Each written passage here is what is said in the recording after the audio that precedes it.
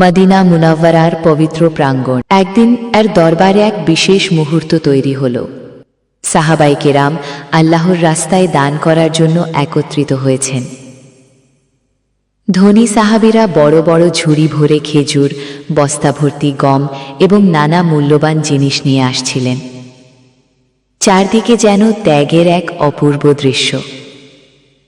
ঠিক সেই ভিড়ের মাঝেই দাঁড়িয়েছিল একটি ছোট্ট শিশু। তার হাতে ছিল মাত্র 2টি শুকনো খেজুর। বড় বড় দান দেখে সে কিছুটা লজ্জা পাচ্ছিল। হয়তো ভাবছিল, আমার এই সামান্য দান আদৌ কি কবুল হবে? কিন্তু শেষ পর্যন্ত সে সাহস করে এগিয়ে এলো।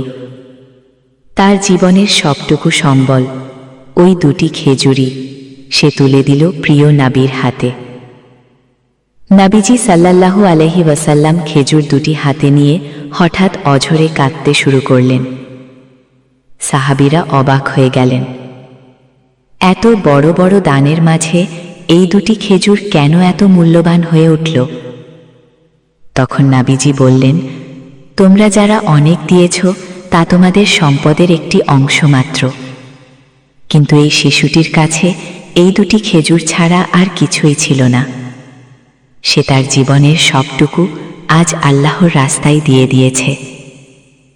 মনে রাখবেন, আল্লাহ তাআলা দানের পরিমাণ দেখেন না, তিনি দেখেন অন্তরের ভালোবাসা আর ইখলাস।